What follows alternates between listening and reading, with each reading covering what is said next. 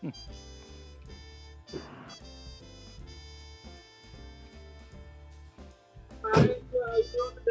how are you?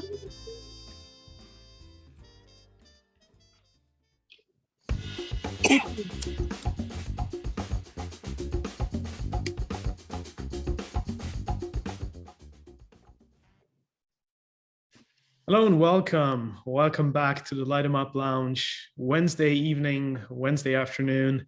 Wherever you are around the world, it is a pleasure and honor to welcome you.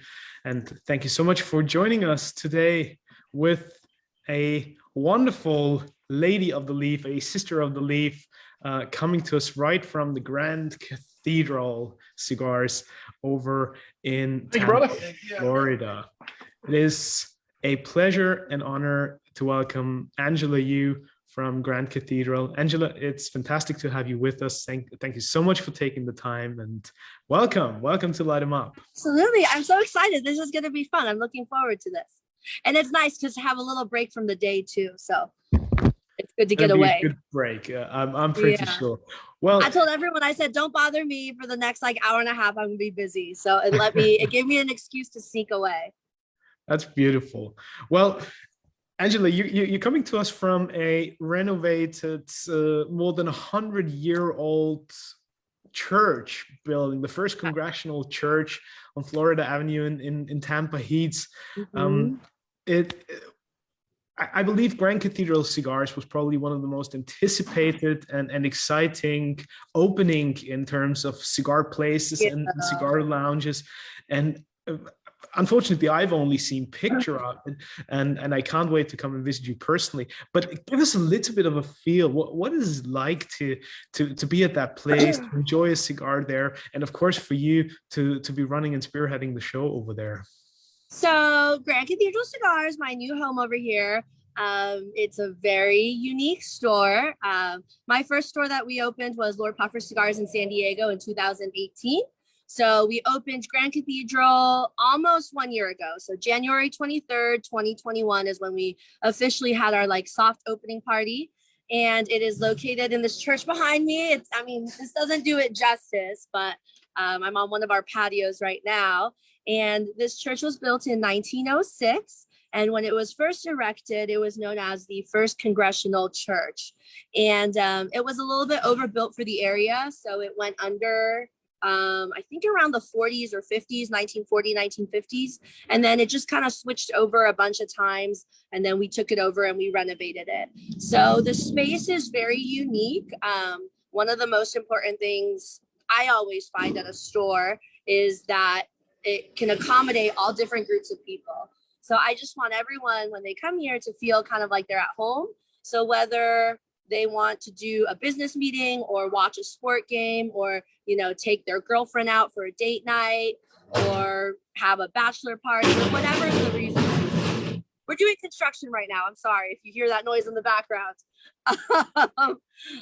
Whatever it is, I just want, our guests to feel comfortable. So we kind of have a little bit of everything for everyone. And whether you just came from a day of golf or whether you're in a suit and a tie, it's very welcoming here. And my goal is that every guest that comes in here, they feel like they're coming into my home and my backyard and my living room. So it's a very warm feeling. We are privately owned. All of the brands that we have in our humidor are also from privately owned cigar makers and cigar families. And we are a multi-level lounge. So we have both public access on the first floor and then private membership access on the second floor. So there's a lot of stuff going on here, and we're, looking to expand a little bit larger in the near future. So hopefully 2020 brings some good things, but that's kind of it in a nutshell. And of course, we love our Fuente here. So whenever you walk in, it really looks, I wanted to make it kind of like a Fuente museum. So no matter where you are in the building, there's some kind of Fuente history on the walls. We have the whole story of the family around the pond. We have a biography about Carlito, Carlos Sr., and Arturo on the walls. Pretty much everywhere you look, it's really a museum. So Fascinating. There's, well, you mentioned so many different aspects there, and you covered so many points that we need to explore in more detail. There's Over a lot going on here. hour There's and a a half. lot going on.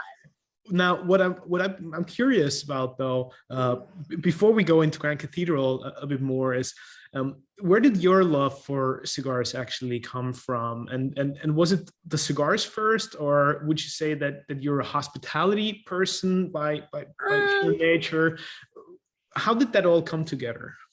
It's kind of, I don't know, it's like it's a combination of so many things. The reason of how I got into cigars, it's kind of a bad story, so I kind of feel bad saying it, but I was living downtown in San Diego, which is where I'm originally from, and I was living in the Gas Lamp, which is kind of like Bourbon Street. It's where the middle of downtown is, where all the restaurants and bars are. And I wasn't 21, so I couldn't go anywhere because I wasn't of drinking age. And there was a cigar and coffee shop downtown, and back then the smoking age was still 18. So I figured, since I can't go anywhere, this is the only place that I can hang out. So I just started hanging out at the cigar shop because I couldn't go to any bars. And, you know, one thing led to another, and I was still in school full time. So I would always do my homework there because it was also a coffee shop. The owners, they approached me one day and they said, Angela, you're here every single day. Why don't you work part-time with us? You know, since you know all the customers and you're outgoing. So I started working with that family. And 12 years later, now I have the two stores, Lord Puffer and Grand Cathedral. And I've really just fallen in love with the culture, which I think I can speak for most cigar retailers. Once you go into the cigar world, I mean, you really fall in love with it. And I'm truly lucky to work in the greatest industry in the world. You know, I go to work every single day and it doesn't feel like I'm going to work. I go to work every single day and I hang out with my friends and I do what I love. And, you know, some of these cigar makers and cigar friends that I've met along the way, I've known for 12 years of my life, and I'm 30 years old. So that's pretty much like 40% of my lifetime. So it's really become an adopted family to me. And I just love the culture and the hospitality and everything about it.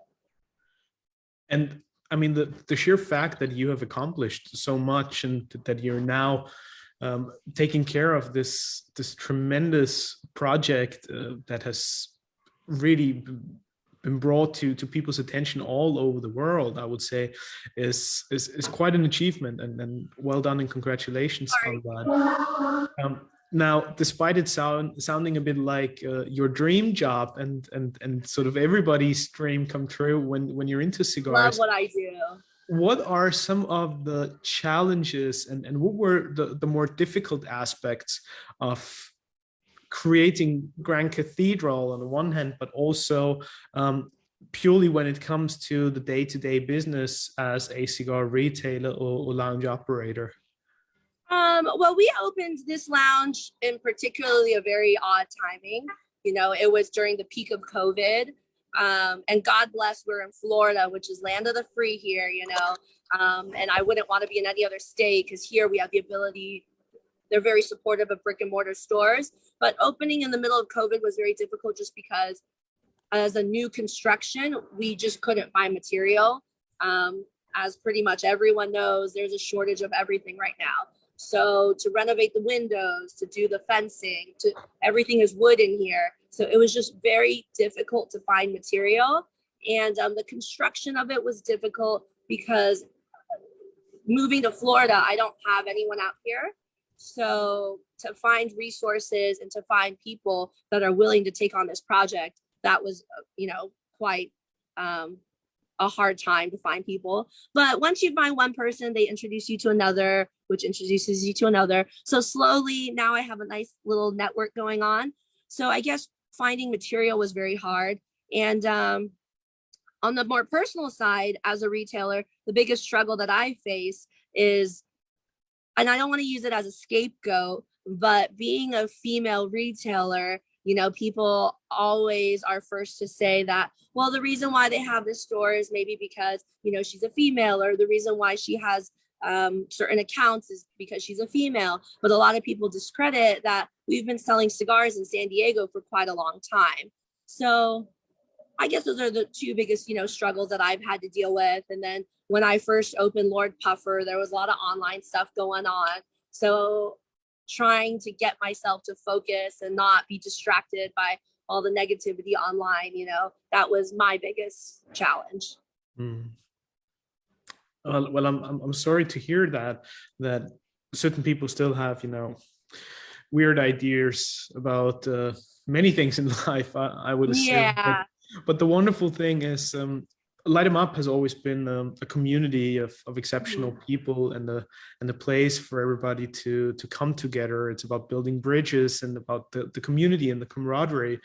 And in particular, I'm glad that we had so many amazing women joining us as our special guest of honor, like you are here with us today, but also within our community, and what Sarah Saunders has been doing with the Women's International Cigar Club. Val Bradshaw is here, also an avid communicator and an ambassador for the entire industry. Do you feel like, for you being a female retailer, you have probably a better chance to also reach female cigar smokers and enthusiasts, and provide them more of like a safe space where they feel like here's where they can be, here's where they're taken seriously, all of that. And please don't get me wrong, that it should be self-explanatory, and I would love to see us not even talking about this, because it's just normal that we're all just cigar lovers and cigar enthusiasts. But absolutely. I believe you have a very special chance there as well to be even more of an ambassador and a bridge builder in that sense.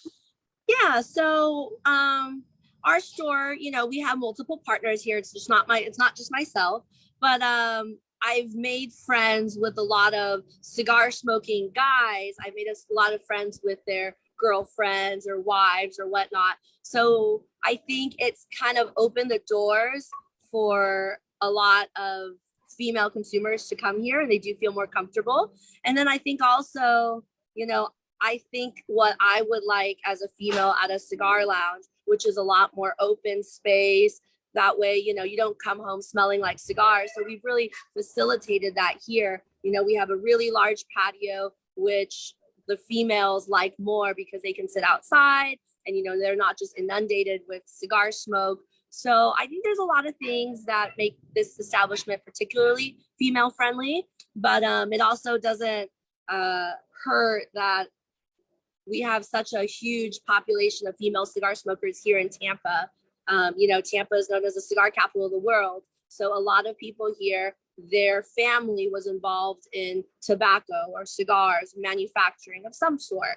So here it's very normal, to walk into our store on a Friday night and you'll see 30 females smoking. Whereas in normal places, it might be kind of awkward, but we have so many females that come here, and they'll come and sit at the bar and drink a bourbon with their girlfriends, with no guys even, around them. So we're a very female friendly, I guess, cigar lounge. Obviously, a place like the Grand Cathedral all by itself offers an incredible experience and a whole new world once you enter through the front door. What, in your opinion, though, makes a special cigar experience? What are some of those little details and surrounding elements, or even part of the cigar, that you feel make an amazing cigar experience and differentiate that from just an everyday smoke? I feel like I'm gonna steal Carlito's answer if I say this, but Carlito always he's watching. Be careful. Yeah, I feel like I'm gonna steal his quote. So Carlito always says it's not about the cigars, it's about the people, and it's so true, because there are so many fabulous cigars out there. Now, don't get me wrong, I like certain cigars over certain cigars, but it's really the people that you're with that make the cigar smoking so much more enjoyable. Now, do I like to smoke on my backyard by myself or, in peace and quiet? Of course I do. But for me, an enjoyable cigar smoking session is around the people that I love or around new friends that I make. And it's really the camaraderie that makes it. But aside from the people, what makes a good cigar? I think the complexity of a cigar, something that I really like is a cigar that's not one dimensional, that changes while you're smoking it. Because I mean, a cigar is a commitment. You're going to smoke it for what, 45 minutes to an hour? No one wants the same flavors. So I really enjoy cigars that are complex and, change as you smoke it gradually. And then, of course, a great social cocktail to pair it. So I think all of that embodies a good cigar experience. The people, the cigar itself, a good cocktail. And then music, like you got to have live music too. Mm. That was what I wanted to go into next. How much does the surroundings, like the lighting, the music, the scenery, how much does that truly impact your cigar experiences? For me and for our store, like I everything I do, I really relate back to our store. I think it has a huge deal with the cigar experience. In our particular store, people travel from all over to come visit it just because it's kind of turned into like a museum destination store. And when they come, I want every guest to have like the Disney World experience, the handcrafted cocktails, the live music, all of that embodies kind of like the sexiness of a cigar. So I think it's very important. It gives it so much more life rather than just sitting in like a cubicle or just sitting on a chair. So for us, it's very important. We stress that to our employees and staff that work here. We giving everyone the all-star experience isn't just lighting and cutting a stick for them. It's the service, it's the cocktails, it's the ambiance. The ambiance really makes everything. Because, when people come to a cigar lounge, that's what they want. Otherwise, they would just stay at home and smoke a cigar. So it's really the whole package, I guess. Yeah. I don't know. Did that make sense? I feel like I'm rambling. Absolutely. And Angela, my background is in the wine and spirit industry and in hospitality in general. So I know what it's like to serve people in all various kind of environments, with the music, the lighting, even the furniture and the fabric that you're using having such a tremendous impact on the overall experience. Right. And I always say that a cigar is never just a cigar. It is a most holistic experience. And only if all these surrounding elements come together in the most seamless and beautiful way, then it's a harmony. It's a harmony. It's like music. Exactly. It really is. And there's so many factors and components that just come all together. The cigar is great. Don't get me wrong. It starts with the cigar. We love the cigar. But you have to have all these other components, like you said, and then it harmonizes together and makes a perfect cigar smoking experience. So, is that something that you also focus on when you are looking for new employees, when you're looking for staff? Is it that hospitality gene that you're looking for, much rather than just, the greatest bartender or some cigar geek? Because I find that now to be more and more important, because especially in the hospitality industry, the biggest challenge is finding the right people and having enough staff these days. So I almost feel like you got to go looking for people who have the right heart, the right mindset, and then you probably give them the skills as they go. But 150%. I mean, it is funny that you say this, because I was actually talking to someone like 3 days ago. We were having lunch and we were talking about, when you hire people, how do you hire people? And for me, time and time again, we look for employees based on personality, not based off of knowledge or skill. Because you can teach someone how to make a drink. You can teach someone, people can learn how to mix cocktails, people can learn about tobacco, people can learn all these different things. But one thing that you can't teach someone is a personality. So we really hire people based off of, their people skills, if they're hospitable or not, their personality.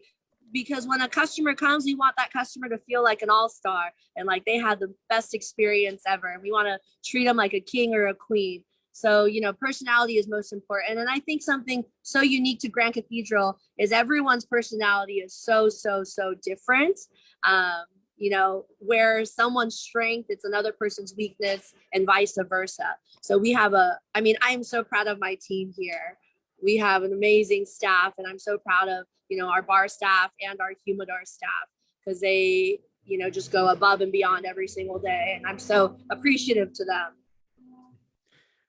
Angela, like myself, you're part of the younger generation of cigar enthusiasts and professionals working in the industry.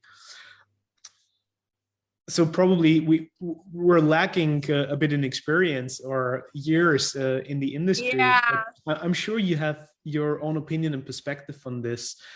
When you look back over the last 10, 15 years, and even what you feel about the past, how does cigar retail now look like in comparison to what it was like in 2012 or 2002? How has the cigar retail landscape evolved over the years? I apologize for the noise, first of all. We're literally like dropping a container to my very far right. So I apologize for the noise. But as far as the evolution of cigars, I think I was like talking to Bobby Newman about this a couple weeks ago. The cigar world, when I first started, and like yourself, we're a younger generation, and I wasn't born into cigars. I found myself working in cigars now, but I certainly am not, a child of a cigar maker or anything like that. But when I got into cigars when I was 18 to now, I've definitely seen a change as far as retail lounges go and the consumer. I think before I kind of thought cigars was like that romanticized pastime where the guy's in a suit and a tie, that really like dapper kind of culture. And now it's opened the doors to so many other generations of people and cultures and backgrounds. It used to be kind of a rich man's thing where you have to earn X amount of income and you have to drive this kind of car. And that's kind of how I perceive the cigar world to be. But now it's definitely much more welcoming. You have people from all walks of life smoking cigars, which is what I think is so beautiful about this community. You have a very, very wealthy financial guy, and then you have an average truck driver. You have all different kinds of people coming together. And the differences and where we are now in 2022, especially with COVID, the use of social media is so cool. 5 years ago, you would have never imagined that we would be sitting on a phone call, conference call, talking to all these different people from all parts of the world. That would have seemed so weird 5 years ago. Who's going to sit on a phone and smoke a cigar and talk to someone thousands of miles away? And now it's just become so normal for us. So I think it's a great thing because it's really opened the doors to the community to grow more. And the more people that smoke cigars, the more the community grows and the more proactive cigar enthusiasts there are. And then that'll help our fight against, all these anti-tobacco bills and whatnot. So I think it's good for the community, the growth. And as a matter of consequence, do you feel like the retail landscape had to change dramatically as well? In particular, when you think about how you communicate, how you present yourself, how you go online, reach new customers. Is that also something where you feel like there is a massive evolution now in the young generation at the helm that is sort of changing the dynamic quite a bit? There is. And I think, I thought I was pretty technologically savvy, but now after this whole Zoom world came about, I realized like, wow, I really need to start adapting or else, the other retailers will adapt and I'll be left behind. So this whole boom in social media and technology, it's really evolved. It makes retailers have to evolve, because if you don't evolve, then you're really left behind because everyone else is evolving. And then this newer generation like yourself and myself, the stores that they open are all going to be, up to speed with how things are going in today's current market. Yeah. Well, and I think there's been a huge, jump from the course So I started working with cigars in 2008 or 2009. In the first 5 years, it seemed like very similar, but the big spike I think really happened in the last 4 or 5 years. And of course, it's COVID induced, and everyone is going towards social media, and I really think that's when the big change in retail world has happened. Mm-hmm. I have to confess, I'm the worst person when it comes to technology and all that shenanigans. Despite my age, I sometimes feel like a dinosaur when it comes to all these flashy little gadgets. I'm just trying to survive somehow with the Zoom thing, right? But I don't even know how to pair a headphone. Like, that's why I don't have headphones, because I don't even know how to do that. I feel like a dinosaur too. But then I firmly believe that the most successful entrepreneurs these days truly manage to provide an experience that sits proudly and firmly at the confluence of the analog and the digital world, and sort of bridging also these analog experiences with the digital, which is exactly what Grand Cathedral has been doing. I mean, you have a strong presence on social media and you use all the means of modern technology and communication. But then when you come to Grand Cathedral, it's all there for you to experience in an analog and right. true way. And I believe that that's a big part of the success and why people think of it and speak of it so highly. Thank you. Thank you. I appreciate that. Now, Brian, brother, over in LA, you had a question. Fire away. Hello, good morning. Good morning. Not far from San Diego. Oh, hey, my people in California. What's up? Hey, all right. Yeah, beautiful weather. Beautiful weather. I still geek out when people are from California, or I see a California license plate here. I'm like, hey, that's my people right there. Totally.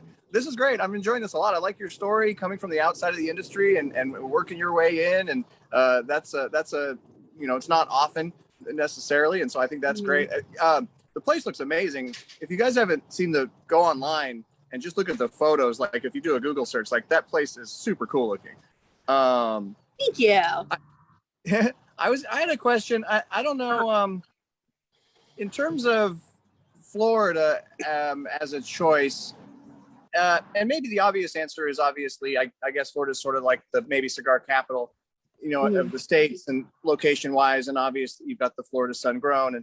And I'm wondering if that maybe was the obvious reason why that would be the choice. But I guess, and I don't want to be like controversial or political, but you can not even answer, but like, just given the timing in terms of opening a new business during the pandemic and such, like, I can't imagine wanting to try to do that. So it's a huge undertaking. So congrats. But I'm wondering if your choice of Florida had anything to do with just regulations in terms of, oh yeah, like absolutely.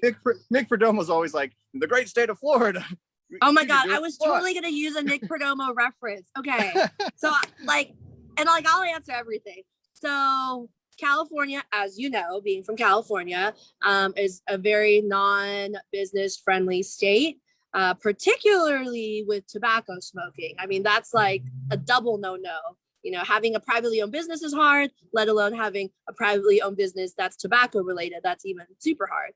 So we've always tried to, I guess, get out of California. And, when you first think of tobacco friendly states, most people will think Texas, Arizona, Pennsylvania, and Florida, New Hampshire too. And I told my partner Nathan, no matter where we go and open a cigar lounge, the money will be great, and it's what we love to do. But at the end of the day, we also have to enjoy where we live, because it's going to be a home. You don't know how long you're going to be on planet Earth. So for me, wherever I move for work, I really have to enjoy the place and the city as well, which is why we chose Florida. And then the Tampa thing, we weren't really even looking in Tampa. It kind of just fell into place. My partner Nathan one day said, hey, look up this area or this zip code. I didn't even know where it was. He's like, go find something over there. So I went on LoopNet and the building came up, and we got on a plane pretty much a week later, signed the lease, and the rest is history. So the stars really aligned. But since I've been here, I wish I would have moved to Florida so much sooner. It's truly like land of the free here. And this town, Tampa, I'm so thankful for, because they are so supportive of small business. They're so supportive of brick and mortar stores. And, it's the tobacco capital of the world. And a lot of lobbying comes out of Florida. And I always say, if Tampa doesn't allow cigars, or the state of Florida doesn't allow cigars, the whole country at that point will not allow cigars, because every manufacturer is based out of here. All the tobacco is imported from Florida, or into Florida, I should say. And, so many companies started from Florida. So when, as a tobacco business, you always worry. In California, you could wake up one day and they could say, oh, we have an anti-tobacco ban that goes into effect 48 hours from now. And when you sell cigars, what are you going to do? You can't sell your business, because at that point, no one's going to want to buy it. So strategically, Florida gives us the longest lifeline, I guess. And kind of piggybacking off of the Nick Perdomo thing, I've been on Nick's tours 3 times, and his tours are the most educational tours. I mean, it is literally Harvard University of tobacco. And Nick used to always tell me, he goes, man, I can't believe you're in California. You guys are, backwards out there. You all got to come out to Florida. And I never understood why he thought everyone, was batshit crazy in California, until I moved out here. And I'm like, wow, it's like land of the free. You could do whatever you want. It's like the wild, wild west. So, well, and you can order, and you can offer people a cocktail. I'm pretty sure none of the lounges here, I don't think they don't get a liquor license. Like you can never. No, yeah. There's like a few licenses in California, some in San Diego that still allow alcohol and beer and wine, but you can't do that anymore. It's just not possible. There's no liquor license that will allow smoking indoors. It's just not existent. So, right. So I'm very thankful, to come to Florida, and this has been the greatest opportunity, and the stars truly aligned. So you California people, come over here. Cool. Thanks for the answers. Cheers. No problem. Cheers. Angela, a bit earlier, you mentioned that as a family-owned company, you work with family-owned independent companies as well, and you made that strategic choice early on along your journey. Nevertheless, with you coming sort of from the outside in to the cigar industry, as Brian said, how was it like for you to build those relationships, to get to know the people from the industry, and what was their feelings like, or how did they reciprocate your ideas, your thoughts, your enthusiasm? Because luckily I felt like the cigar industry is such a welcoming place, and all these people are open-minded and super friendly and welcoming. But how was that for you, and how did it impact also your choice of the brands and the people that you wanted to work with, and that you now proudly represent and sell at Grand Cathedral? Yeah, so before I opened our first store, which was Lord Puffer in 2018, I had already been working with cigars for quite some time. And I always worked at a cigar shop, whether it was pouring drinks or working the humidor. I've always been in cigar shops, and I would go to the trade shows. So even though, like I said, I wasn't born into this industry, having worked on the retail side of it as a sales associate for so long, I feel like I've grown up with a lot of these companies. I met Rocky, Nish, and Nimish when I think I was 18 years old. They did an event in California. So after seeing these faces over and over and over again at so many different trade shows, or, just events, when it came time to us opening, everyone was just so supportive. And I feel like I'm that little sister, in the corner, like, hey guys. And they've just really seen me grow up. Even though I still feel like I'm a kid sometimes. When we opened in 2018, everyone just opened their arms, and they were very supportive, which I appreciate as a retailer.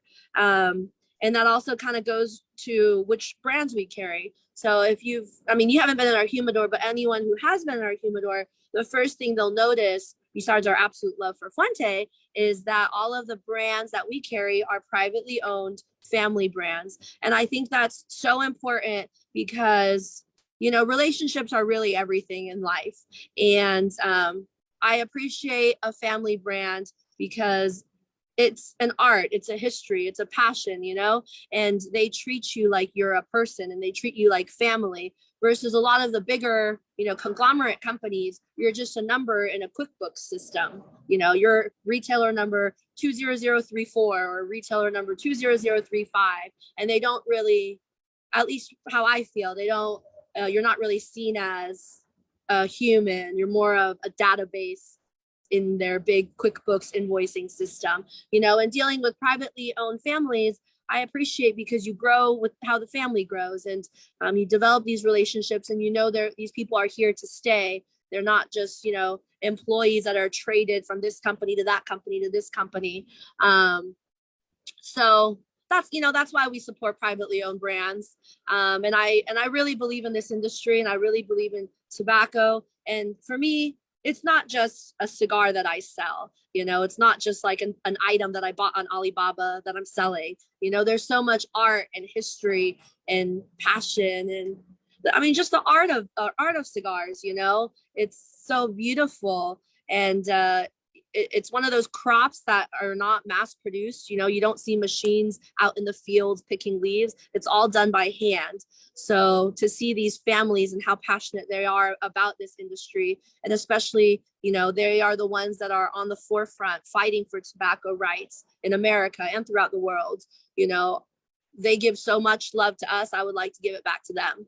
And, those are the people that are going to stick with you at the end, the families.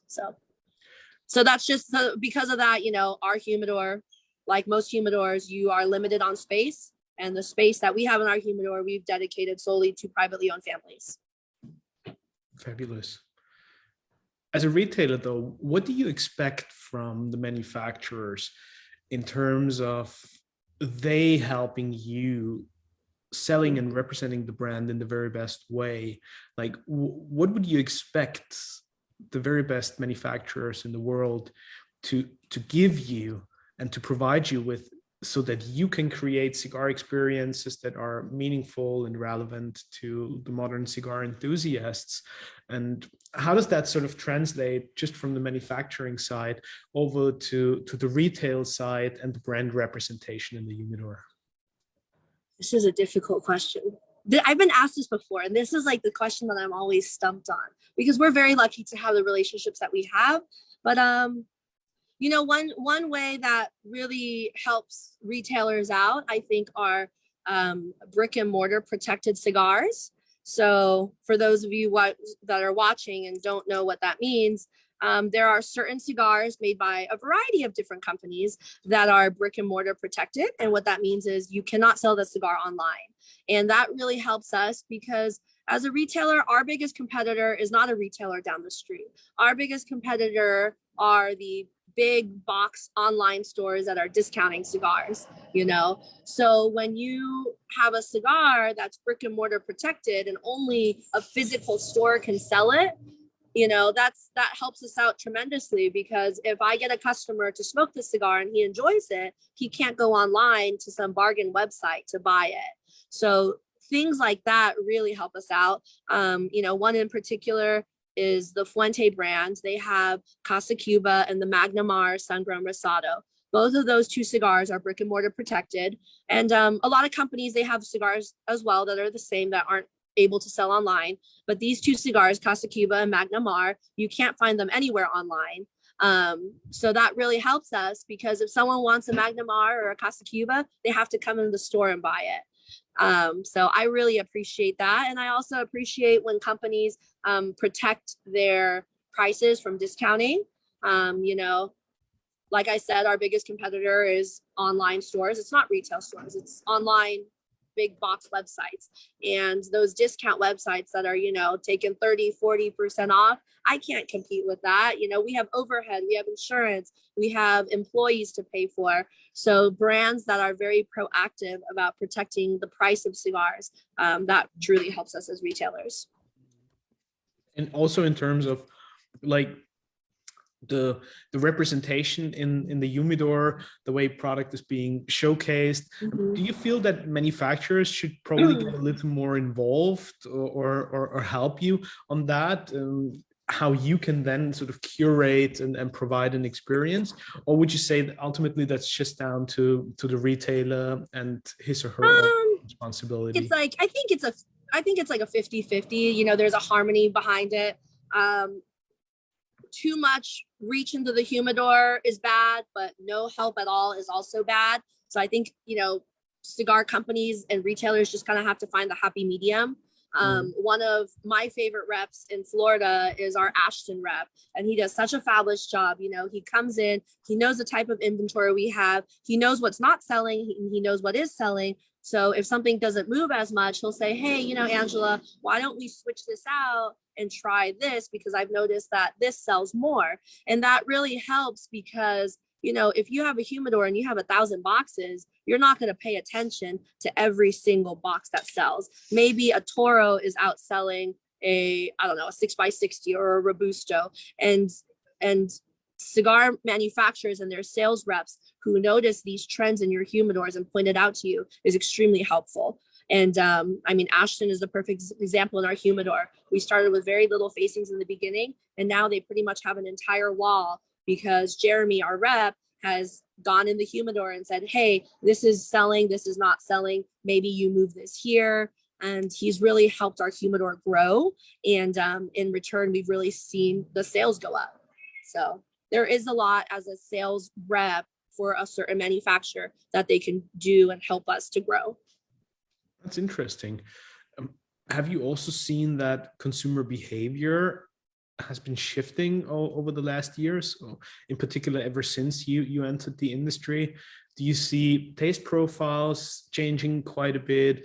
Could that also be a regional thing where you feel like palates in California are probably slightly different than in Florida? I mean, we've discussed this in particular with the European palate. Does that even exist? Is it slightly different to what people in America would expect from their cigars?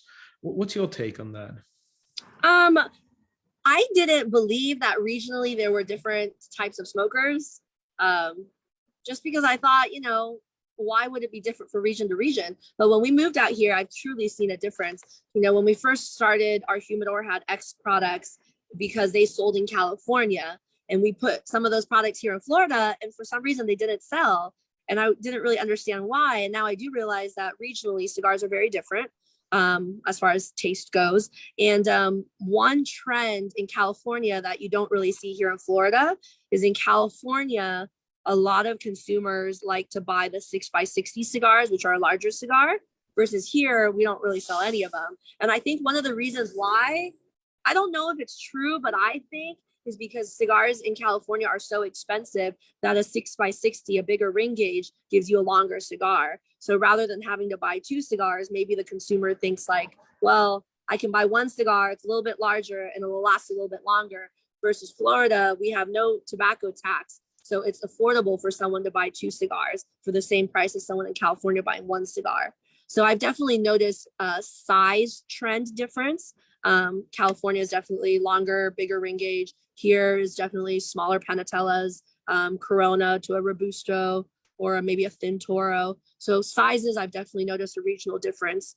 And brands, I think as far as some of like the more boutique brands that are based on the West Coast, they definitely get more support versus brands that are Florida based. So there are some boutique brands out there that are, you know, on the West Coast that definitely has more attention versus here in Florida. I don't know if that made sense.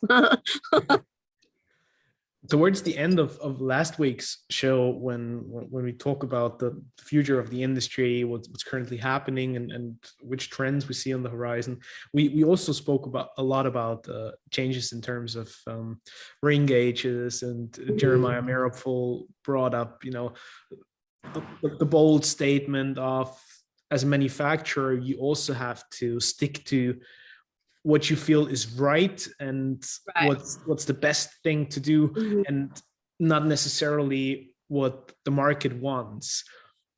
Now here you are as a retailer with you know, your ear directly geared towards the end consumer and what they are asking for. Do you sometimes feel like it is the end consumer who is driving change and the evolution in the industry because of their changing consumer behaviors, or is that something that has to come from the manufacturers and they are, spearheading those evolutions? I think end consumer, from the retail world, I would say end consumer has a lot to do with it. And I don't know how to speak for a manufacturer. I'm sure manufacturers make cigars based off of whatever reasons they have, but we bring in cigars based on consumer demands. We bring in cigars. First, we got to believe in the cigar. We have to believe in the family. Oops, sorry. Oh no, am I back? Yeah. Okay. So yeah, we have to believe in the cigar. We have to believe in the family that's behind the cigar, but also there has to be a demand from the consumer side, because if there's a cigar that just I like, but no one buys it, then I can't keep the lights open, So for us, the consumers do play a big role in it. Now, if someone says, hey, I want this cigar, we're not going to just bring it in. But if we get the demand over and over and over again, and, we hear from multiple people, then we'll maybe we'll bring a couple facings. And if it starts to grow, then we'll expand the selection. But for us as a retailer, we take what the consumer says a lot into factor, because at the end of the day, they're the ones that are coming to our establishment and supporting us. Mm-hmm. Well, let me frame it differently, or slightly differently. When you truly believe in the cigar and you feel like that's going to be a hard sell and the challenging vitola, because ultimately that's not what the masses of the people are looking for, but you so firmly believe in it, would you still bring it in? And then could you turn that into an advantage as well, because you're so actively communicating and you're just giving the people a chance to discover something new? Yeah, we'll do that on a limited section. We won't give a big selection towards that. But if there's a couple boxes that I really like, yeah, I'll bring it in, because I believe it, or our staff believes in it and whatnot. The perfect example, and I think pretty much every retailer can say this, is the Lancero. I love Lanceros. I'm sure you love Lanceros. A lot of tobacco purists love Lanceros. But when it comes time to selling Lanceros, it's not the fastest moving cigar. So I love Lanceros. I will always keep Lanceros in stock, and from a variety of different companies, and we'll have a few facings because I believe in it and I love it. And you'll get your guy that comes in and asks for it. But will I put a huge section dedicated to Lanceros? No, because it's, it's just not practical, because it's not what the masses want. So I will bring in a few boxes. I'll put it in my special humidor, or I'll bring in a few boxes for our main humidor, but I wouldn't dedicate the whole section to it, I guess. I actually wanted to come up with the Lancero example as well, because I always remember when Dave Garofalo at the Cigar Authority is talking about Lanceros and how everybody's always crazy about them, and everybody's like, yeah, we want Lanceros, and it's sort of the geek vitola in the cigar industry. But then as a retailer, it is truly a hard sell. And you know what? I learned that, I swear, not because you brought up Dave Garofalo. I learned that from him. Two of the biggest retailers that I've always looked up to since I got into cigars were Dave Garofalo from Two Guys and Jeff Borshowitz with Corona Cigars. They are both fabulous retailers, and I've just looked up to them tremendously since I first started working in cigars, because everyone knows them. They've built the most iconic stores in the country. And in Dave Garofalo's book, and also when you speak to Dave Garofalo, that's one of the things that he says, we can't pay the bills off of Lanceros as much as we love them. It's for a very select group of people, but it's not what your average smoker is going to smoke. So hats off to Dave Garofalo. I love it. Absolutely. And Dave and Jeff, they're both not just exceptional retailers, but also tremendous ambassadors for the entire cigar ecosystem and the entire cigar world. So kudos to them. I'm blessed and grateful that we had both of them on the show. Dave was with us for a couple of occasions, actually. And there's always so much to learn, and so much intricate little details and little side notes that they might have, but there's always inspiration there, and always great. And Dave's ability to throw events, I bow down to him. He is always raising the bar. you know, and it's kind of like what we were talking about earlier with social media, how you have to adapt and keep on changing to keep up to speed. Dave does that with his events. You know, I look at his events that he throws at Two Guys, and he's always pushing the bar a little bit further and a little bit further. And he doesn't do a traditional event. Oh, let's invite the manufacturer in here and sell some boxes. You know, he does this, all these crazy things. Like, I think he had like a meatball challenge one time. And the other time I heard he like gave away a whole tank of gasoline for a year. Like, he does all these crazy things. And I admire him so much, because it's like, wow, how did you think of that and take that concept and apply it into a cigar world? You know, but that's what makes him such a great retailer. Speaking of, what do you think makes a great cigar retailer? Oh gosh. First, you gotta love what you do, because if you don't, you can totally see it in the end production. You know, if you don't believe in cigars and you don't love this industry, it'll wear you out over time. You know, it's not just about sitting down and smoking cigars with your friends. Yeah, that's great, but there's still a lot of work that has to be done. And I think if you don't have the passion and the love for the industry, you'll slowly fade away. So you definitely have to have the love. And then what else? I think just the ability to take care of the people and the guests, and, you know, just give a great hospitality and give a great experience every time a customer comes, because there are so many retailers in this country and there's so many, you know, stores. What sets people apart is, you know, their love for their customers and how they treat their customers. So I think it's like you know, you come from a hospitality background, and you can have the most beautiful hotel, but if they don't have a great experience, the beautiful hotel really doesn't mean anything. Or you could, it's the hospitality plays so much into it. I would love to briefly bring in my dearest friend and brother, Aldo, who recently has been to Grand Cathedral. Oh, Aldo from JC Newman, Aldo? Yes, absolutely. Oh, great, I met him. Okay, I'm so excited. And Aldo, of course, has a tremendous track record as a cigar retailer as well, with his wonderful house of cigar delights in Venice. So Aldo, I'm curious, first of all, as to what you think makes an amazing cigar retailer. And then secondly, how was your experience at Grand Cathedral? Oh, I'm so excited. Okay. Of course. First of all, hi, Angela. It's a Hi, pleasure Aldo. and an honor to see you. I think, Angela, I have both my hands with the crossed fingers. I think we will see again next week. Oh, So, beautiful. I love it. I'm planning to take a plane and come to Tampa on Sunday. So I hope really to come to you very soon. Come hang out with me. We'll hang out. We'll have a cocktail together or something. Oh, no, thank you. For sure. For sure, I will be there. Well, first of all, Reinhard, thank you for the question. I think that Angela gave exactly the answer that I should. You have to love what you are doing. You have to love cigars in general. You have to know cigars in general. You have to be a smoker. Here in Italy, unfortunately, there are a lot of tobacco stores that sells cigars, but they are not really, how can I say, they don't smoke cigars. So it's difficult. Mm-hmm. You know, I don't know how you can sell cigars without being a smoker. So for me, it's something that I don't understand. You have to believe in the product. You have to, and if people ask, you have to give suggestion. You have to be, I always say that the pleasure, the enjoyment of a cigar starts when you buy it. So you have to buy in a place where the guy that is there is not the owner, is not someone that give you the things.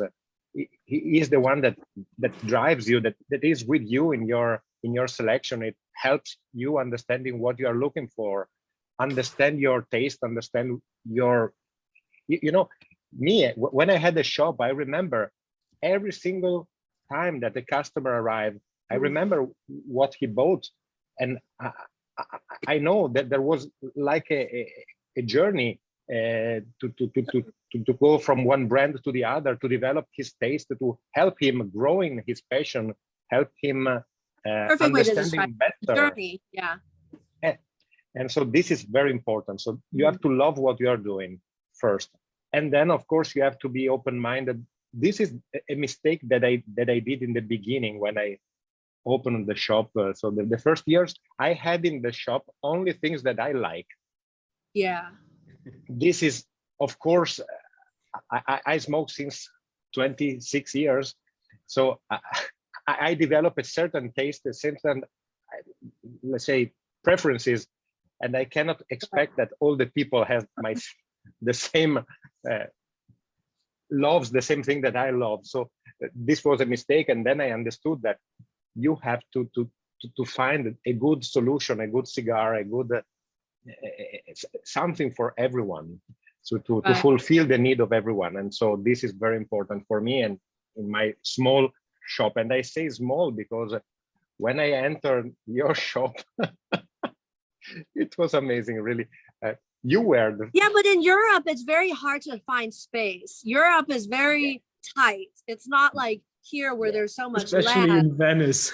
You know, it goes up or down into basements. So like Europe is very limited in space. And my favorite cigar lounge is actually in Europe, but Venice is it's difficult. The problem of space is it's a huge problem. And my shop I have to say was, because I'm not more the owner of the shop, but the shop was very small, and I had to fight with space. I have cigars everywhere. And when I entered your amazing thank you. shop, it was for me a great emotion. So thank you for this emotion. I was there for a beautiful event with Bobby Newman, and it was really a great evening for me. It was the first event that I did. You went to the dinner. That's right. I forgot. You came to the dinner. That's right. Yeah, it was a beautiful opportunity for me to meet people, to know you in real life, to meet you in real life, to meet all those people. And for me, it was the first event that I did for JC Newman. So it was you will be forever in my heart. Thank you so much. I appreciate that. And you're family now, because if you're a part of JC Newman is our family here too. So we look forward to you coming back. Yes, of course, I will be there. Next week, there is a big meeting in Tampa for all the sales force of JC Newman, and I'll be there, of course. If they will allows me to travel, if everything will remain open. You know, here in Europe, at least here, I decide to live day by day, because you don't know what they can close tomorrow. Right. Challenging times. Yes. Well, we look forward to you coming. Wait, time out. Give me 1 second. Tony, do you mind grabbing me another cigar? I'm having so much fun. I finished my cigar. I asked someone to bring me another cigar. This is a good idea. This is always a good idea. But I'm so looking Angela, forward to you coming. I might have to put like a little like birdie in Bobby's ear and be like, hey, bring everyone over or something. Thank you for what you did for this industry. The warmest, the safest travels to you too. Thank you, Angela, and thank you for what you did for this industry. Thank you. Although I love the comment that you made about you starting with all the cigars that you love, and that would probably 2 cigars knock other people out of their shoes. I mean, I know your taste profile and the cigars that you love. And funnily enough, when I started as a bartender, my favorite cocktail was always an old fashioned or a Sazerac, because they're mythical and amazing cocktails, true classics, old school drinks. But then my first bar manager told me, Reinhard, no matter who comes in, you know, whether they're asking for something light and fizzy or fruity, refreshing, or something more heavy and full-bodied, you would always make like old fashions and Sazeracs and Manhattans and stuff. That just won't work, right? And it takes a bit of understanding and a bit of finesse and also maturity, I believe, to understand it's never about yourself. It's always about the other people. We're in the hospitality industry. I believe no matter what we do and no matter which industry we're in, it's always about serving people and serving a greater purpose just than your own taste preferences. And to balance that with what Jeremiah said, and there was a wonderful conversation that Carlito and Jeremiah and a few other people had over in the live stream on Facebook about Lanceros and different vitolas. That's where sort of the magic happens, when you can bring that finesse and grace and the essence of hospitality and providing experiences to other people, and you combine that with what you think is the right thing to do. That's when the magic happens. It's a marriage. I like what Aldo said. He said it's a journey. I'm going to steal that line from you, Aldo. It's a journey. It really is. When someone walks in, it's a journey to pair them with what works for them. It's not what Aldo likes. It's not what you like. It's not what I like. It's you have to pair them and walk them through this journey. I like that. It's a journey. And what I always say to the people, that they have to enjoy the journey. It's not the cigar itself. It's the journey that I have to love. The development and every day, and this is what I learned in the years. If you if you only think that you like one thing and you remain there, you are losing a lot of things. You have to still go on and always search for something that gives you different emotions, different feelings, different everything. That was a big mistake. I don't know if people that know me knows that I did this mistake for years when I was very young, when I was between 18 to 23 years old. So more than 20 years ago. I only smoked, for that period of time, I only smoked one cigar every day the same for 5 years. That was a huge loss of time, because in those 5 years, I stopped my journey. I was enjoying that cigar, and I was not enjoying. So true. It's a loss of time. You're so right. It's a loss of time. I stopped my journey. It's like if you are in a train and you stop in a railway station for 5 years. Sorry, no, you are losing your time. And this is a big mistake. And really, people has to enjoy the journey. Oh my gosh, that just blew my mind. That was like that train example is awesome. That's right. Why get off on one train stop when you can go off on multiple train stops? I love that. That's beautiful. I'm taking that one from you too. I'm gonna see. You know what? I need to talk to Aldo more. I think I would learn a lot about the journey of cigar lounges. That was beautifully said. Thank you. That was great. Angela, another topic that we haven't touched upon yet. Right now is the time when all the top 25 lists come out, and it's the cigar of the year this and cigar of the year that. For you as a retailer, how much does that impact sales? How much does it truly move the needle? And which of these lists do you truly feel like have an impact with the people that walk through the front door? I think, you know what, this is an interesting question. If you would have asked me this 5-6 years ago, before this whole social media, online trends really became a thing, I would say it was important, but not super important. But now, since everyone is always online and they stay so up to speed with, ratings and everything, I think at least for our stores, it has a huge impact. And consumers are becoming more and more educated.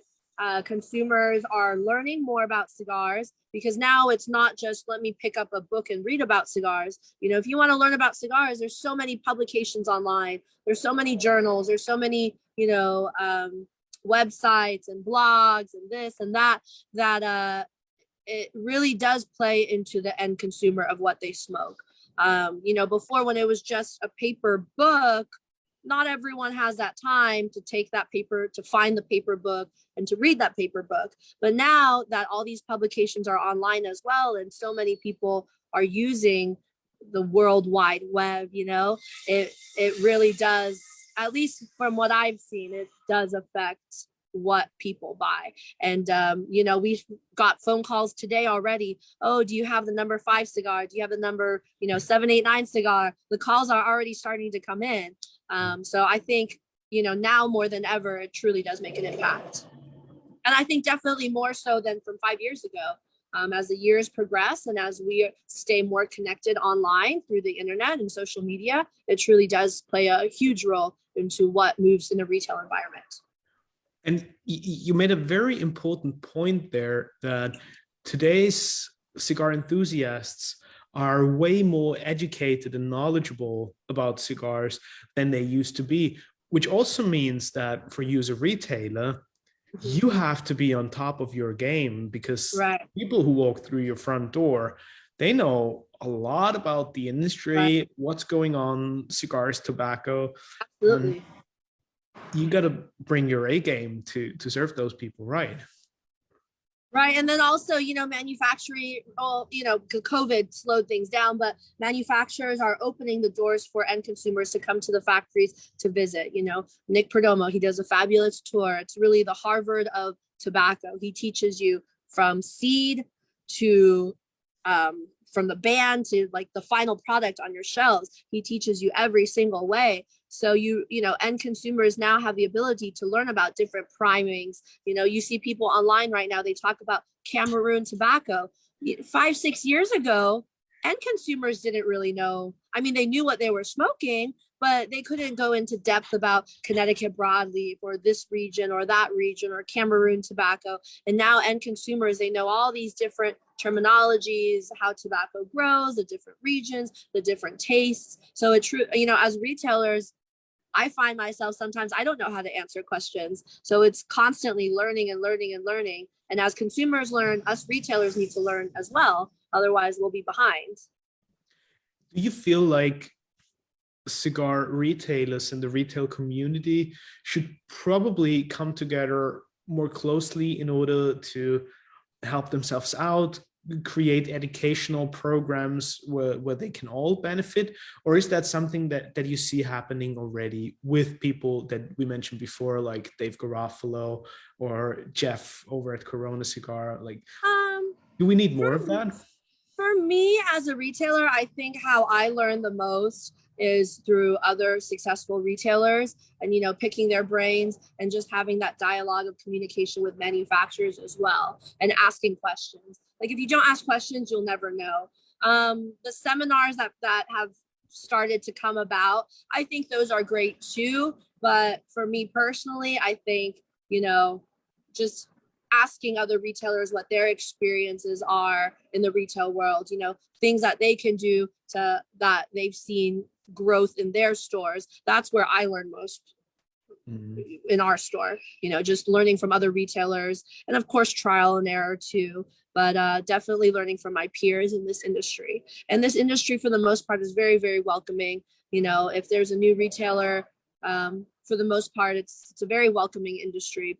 And I just like to see the community grow. So I think the more retailers, the better, and we can all learn from each other, whether it's a new retailer or an old retailer. You can take away something from everybody. I couldn't agree more, 100%. And really, the more retailers, the better, because that means there's more consumers. And the more consumers, that means the more the community grows. And the more community grows, the more people come back to buy cigars. So it's all this constant circle that works together. I think that's something that quite a few people often misunderstand, where they fear competition and they feel like, oh gosh, there's this new restaurant opening up, further down the street, and then they will take away all my business, or there's a new bar across the street, and for you then there's a new cigar retailer 2 blocks down the road. Right. But that's the most beautiful thing that could happen to you, because it just strengthens the overall community and the ecosystem.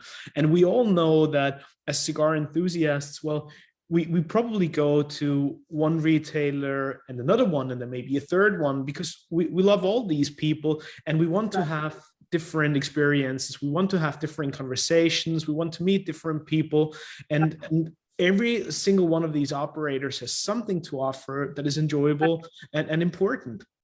And ultimately, the more the merrier, right? And it just strengthens the entire ecosystem. And especially for an industry that is as small as the handmade premium cigar industry, we all need to come together, and we need to do our very best to be strong, both internally and externally, as a family and as a wonderful ecosystem.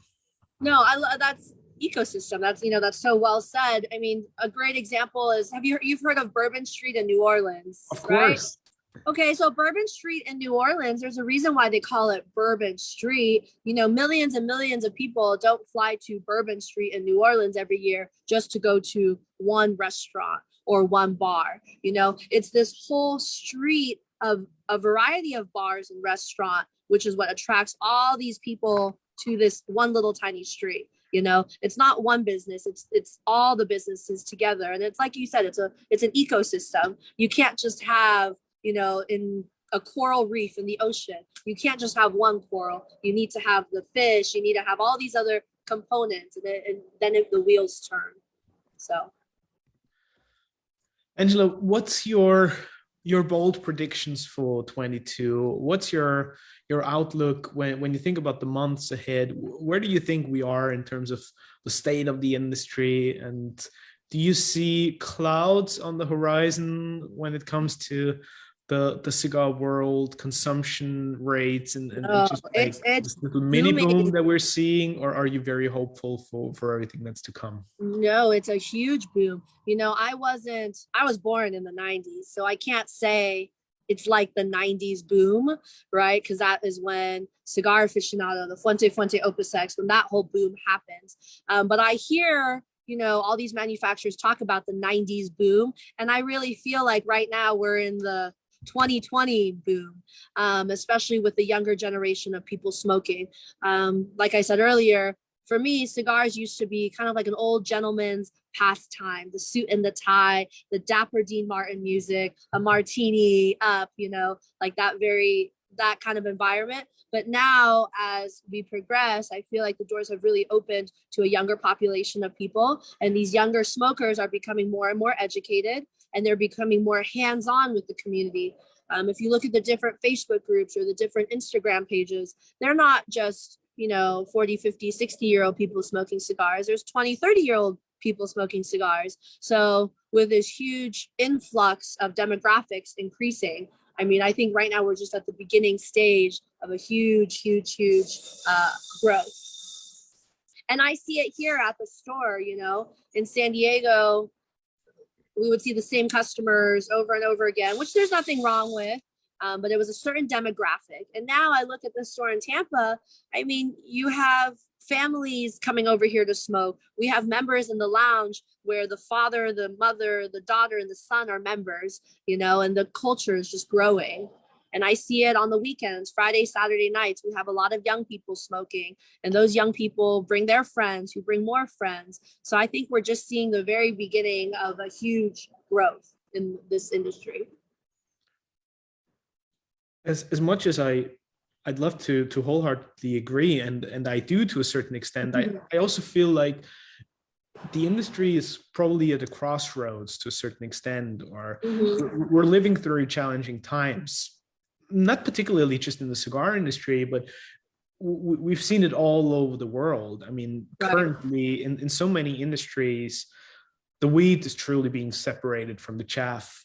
And I sometimes feel like COVID was an accelerator to so many dynamics and evolutions. And absolutely. It's a blessing and a curse. COVID has been truly a blessing and a curse. It's really hurt some industries, and it's really helped some industries. And it's just crazy what side of the pole you fall on, and then it's very sad. That. And if we think that through, what I see happening also in the hospitality industry, for example, and I'm sure the same is true for cigars, the gap is widening, right? And for so many people now, it's hard to stay in that solid middle class that we always cherished, and that was always sort of the strong backbone for many different countries, and also for not just the economy but our society, right? And now we see a lot of stuff that is quite pricey, to be honest, but probably with a so and so quality. And it's always tempting for people to take shortcuts. It's always tempting to focus on the quick buck and the easy money. But in times like these, and we're still living through a crisis as well because of everything that COVID has brought with it, that's when you truly see certain stars rising and becoming the uber luxury and the most top end quality stuff, whereas a lot of middle ground is being lost, and people are just losing it because they can't keep up with either the quality levels or the demand, or it's just too tempting for them to make a quick buck. And I'm very curious as to what we will be seeing over the next couple of months and come 23 and 24 probably, as to how we can all respond to the crisis and make sure that we always focus on what's right, and that we focus on amazing experiences and providing people with excellent quality. Agreed. That's very well said. I agree. Angela, what for you and Grand Cathedral will the future hold? What do you have in store? What are some of your plans, things that you're working on to take it to the next level and pursue that amazing journey of success with Grand Cathedral? I have like so many ideas, but I just don't have enough time. Like there's so many things that I want to do, but I'm just limited on time. The sun rises and then it sets, and then it's like, oh shit, it's another day. So there's so many things that I want to do. We want to maybe expand a little bit larger. One thing that I want to do, and it's totally, it might be like irrelevant on the cigar side, but in our building we have I don't know if you've seen it, a really big bell tower. And it goes like really, really, really high, and it would be third, fourth, it would maybe be like 5 stories up. And I would like to renovate that bell tower, because right now there's a staircase that goes all the way up to the top, and then you see this beautiful 360-degree view of all of Tampa Bay. And I would like to renovate it. And my dream, I told Carlito this, I think he thinks I'm a little crazy, but I would love to find a chef once a month and hold a dinner up there in the bell tower for only 4 people, because it's not big. And it'll be like a very high-end 10-course meal, pre-set from the chef. So it'll be like 10 different courses, and it'll be a rotating menu. And I would like to, I just envision seating this group up there once a month. You have to make a reservation and book it out. But that's one thing I would love to do here at the cathedral, because it's so beautiful, and I would just love to renovate it and have a beautiful dinner up there. So that's something I would like to do. That might be a little bit too high of a goal, but it's my dream to do that here. And just, continue to grow our membership here, continue to grow our bar, continue to grow our staff. And, we're just in our infant stages. We haven't even been here 1 year. January 23rd will be 1 year that we've been open. So there, the sky's the limit, and there's so many things that we can continue to do to grow. We're just crawling on the ground right now. We're little babies. And I wanted more events. We have such a large patio space that I would like to take advantage of, and maybe host like bourbon tastings or pair up with a lot of local businesses. So I think Tampa, unlike a lot of cities in the United States, is very brick and mortar friendly. And there's a lot of privately owned businesses, a lot of privately owned breweries, distilleries, all different types of things. So I would like to definitely work more with the community here and do partnership events on our patio, host different types of dinners and whatnot, and just really get more involved with the community, because they've given so much to us. Like, I just want to give back to them. Because if it weren't for them, we wouldn't be here. And they've, just opened their arms to us in the short time that we've been here. So definitely more community involvement. Brilliant. Good to hear. And I have a feeling that it won't be long before we see those 10-course dinners for 4 people. Oh, high that would up be my in dream. the bell tower. Like wine, everything. I'll come over. I'll do a mean drinks pairing for your special people there, and we'll have some fun. Will you make an old fashioned and a Sazerac? We can do plenty more Okay. besides old fashions and Sazeracs, that's for sure. And as Carlito rightfully posted in the comments over on Facebook, crazy people attract crazy people. I couldn't agree more in the most positive way and sense. Yeah, no, we're all a little crazy here, and I think to renovate an 8,000 square foot 1906 building, you got to be a little crazy. And just a few days ago, last Thursday, we did a charity event for the police department in Tampa, and one of the guys, he's always been our security here for certain events, and maybe like 6 months ago, I approached Carlito. I was like, hey, Carlito, I have this crazy idea. What are your thoughts about fundraising money to buy horses for the police station? And Carlito was like, oh my God, I think that's the greatest idea ever. So fast forward 6 months later, we had a parking lot filled with police horses, a week ago. So Carlito's certainly right. Crazy people attract crazy people, and crazy people do crazy things. Wonderfully said. And it's a breath of fresh air and a source of inspiration to have you with us, Angela, and to hear and see the excitement and the energy and your passion pouring out of every single word. It's wonderful, and it's a testament to the cigar industry. I believe is in a very good place today. Not because there's a mini boom going on and where everybody's selling shit tons of cigars, but because of people like yourself. Because of people like Aldo, make it fun. Because of course people like Carlito and Jeremiah and everybody who joined us today on the live stream, but especially for the young generation like yourself, like Aldo, and like so many people who join us on a weekly basis, where we all come together because we want to learn, we want to cherish the community and strengthen the camaraderie and come together. And that's what Light 'em Up has always been about, and what I'm proud of and grateful for, because it is about that. It's about the people and the community. And that's why I think no matter what it is that's going on in the industry, and no matter how many cigars will be imported into the United States or sold worldwide, because of people like yourself, we're in a good place. And I'm grateful and very, very hopeful for the future of the cigar world. We are so blessed because we truly work in the coolest industry. I'm sure the beer people say the same thing and the bourbon people say the same thing, but I truly believe the cigar industry is the coolest industry in the entire world. And it truly brings people together.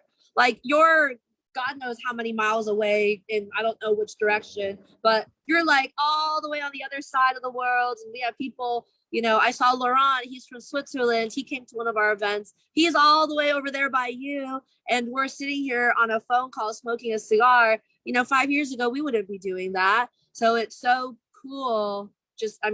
That you're able to facilitate this for all of us. And it's just so cool to see this community come together, because it's amazing. And the people that you meet are truly magnificent in this industry. And I'm sure same goes for other industries. But I am very certain that I can go into any lounge and make a friend with someone, because if you smoke a cigar, you're a cool person in my book. And I just love this industry so much. Amen. David, over to you. You had a comment or a question for Angela. Hey, Angela, how are you doing? Oh, hey, how's it going? Good. Good seeing you again. That looks like a very comfortable couch you're sitting on, by the way. Oh, I love it. This actually was the indoor couch. We got new couches indoors, so it's my smoking couch. Nice. You got to invest in a good couch because you have to be comfortable when you smoke. Oh yeah, 100%. No, I was going to say I agree with you 100%. I personally think this is the best industry. Beer, liquor, anyone else who says their industry is better is wrong, because not only do we support the cigar industry, we support those industries too. Yeah, absolutely. This is one of the few industries where we invest into other different industries. Right. No, 100%. And look at the Fuente Family Foundation. they made a huge contribution to the Tampa Police Department. Look at Cigar Family. They are building schools and technical schools and hospitals, and they're teaching these kids, you know, how to live better, and the communities are changing. And it's all because of this little thing right here, you know, a cigar that it's made such a huge impact. I mean, God knows how many people and communities and families have been affected by Cigar Family, the Fuente and Newman Foundation. You know, they've affected thousands and thousands of people. So it's so cool. I agree with you. And, you know, this last time when I came to Tampa and I got to hang out with you and brought my wife and we got to hang out with you, it opens up people's shells. You know, it makes people become more extroverted. You know, my wife, she has Asperger's, so naturally she's an introvert. Okay. But when we went over there, she told me, she said, you know, she started smoking cigars a lot more just because you were a great host, and she got to meet a lot of my cigar friends, and you know, it opened up her shell more, and now she's wanting to go out and do stuff and hang around with people more. She, you know, she's now becoming a little bit more invested into the community. Yeah, and then it grows. Like you brought her, Daniel brings his wife, you know, everyone brings a person, and then it just grows from event to an event to an event. The family gets a little bit bigger and a little bit bigger and a little bit bigger. And believe it or not, it was actually Daniel's wife who convinced my wife to go, because his wife's like, I don't even smoke cigars. But I'll tell you what, the people in the cigar industry are the best people.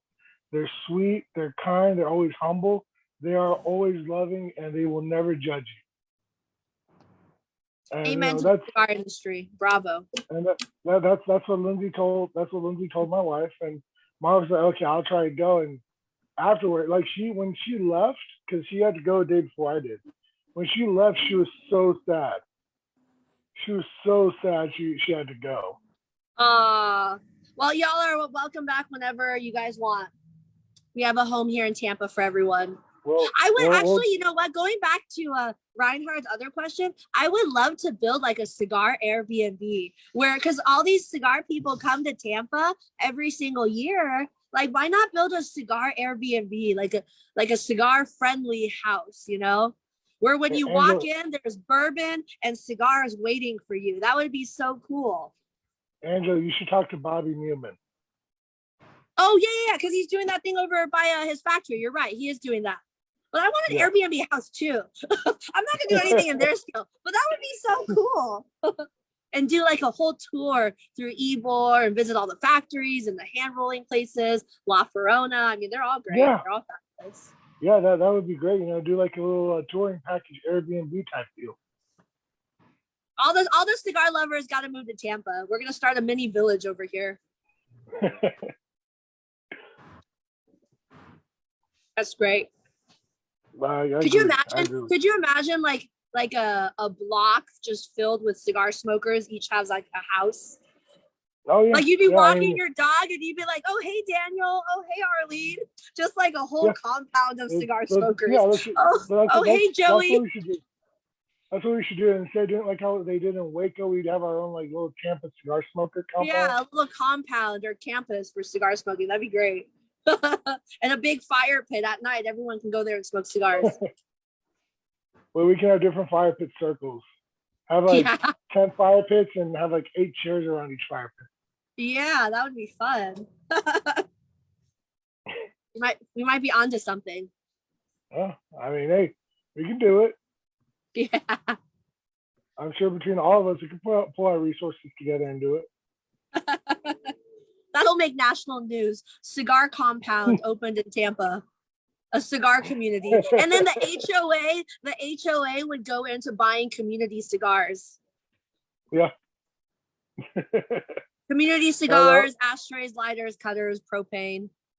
I mean, that'd be great. You can do like a yearly event over there. Do like, you know, even a monthly like swap.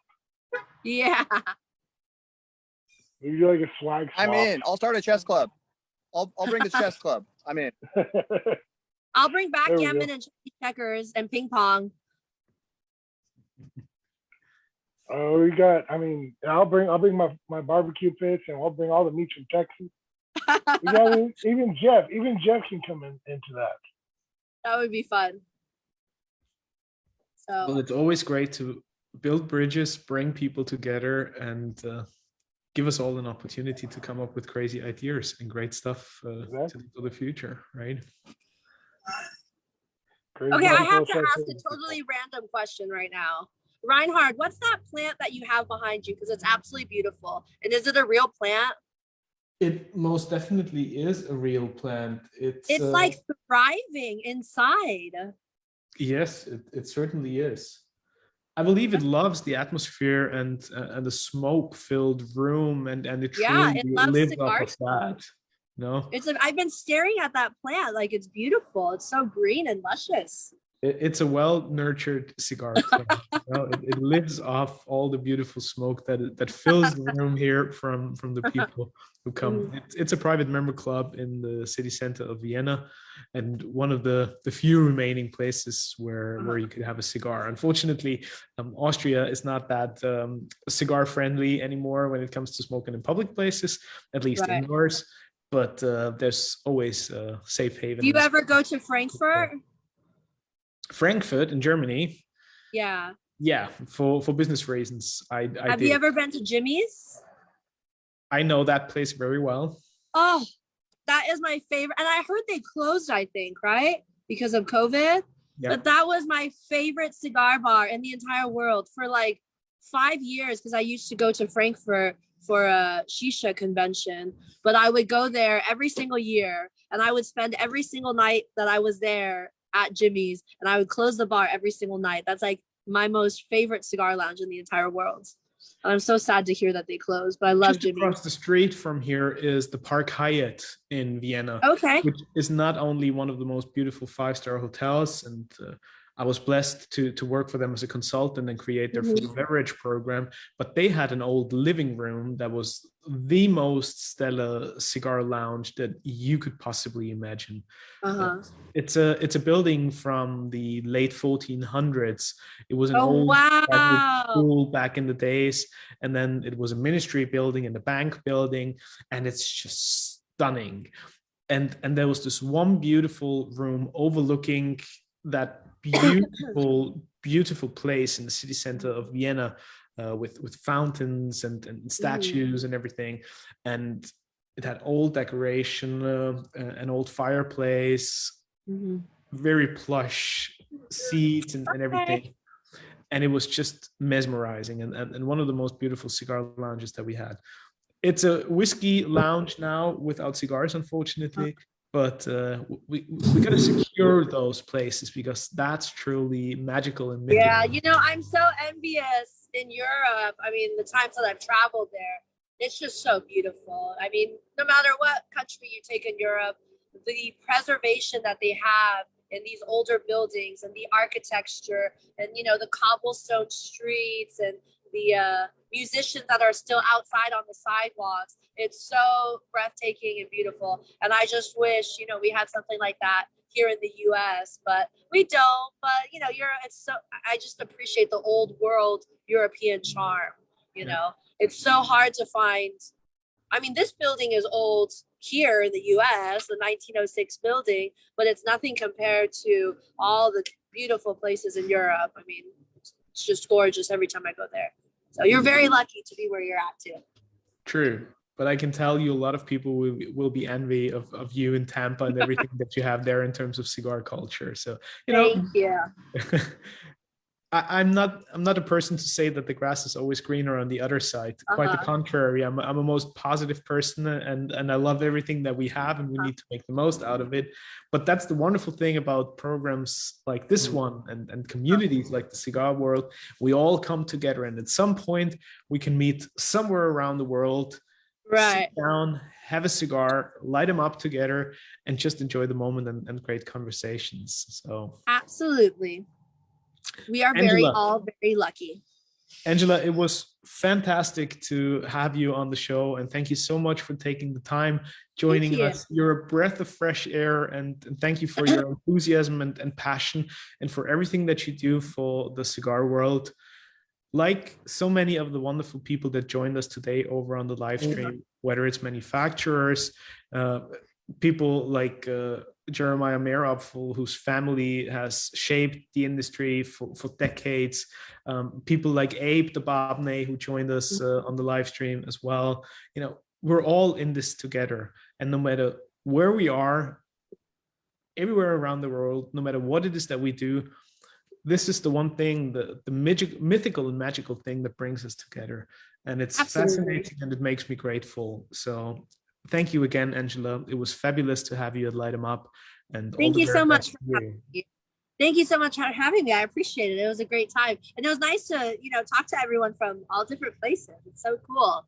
I'm going to have to go back and read the comments because I couldn't figure out how to see it on my phone at the same time, but I'll go back and read them. But thank you so much for having me. It was so great. And it was so nice to, take time off of the day to come and join you guys.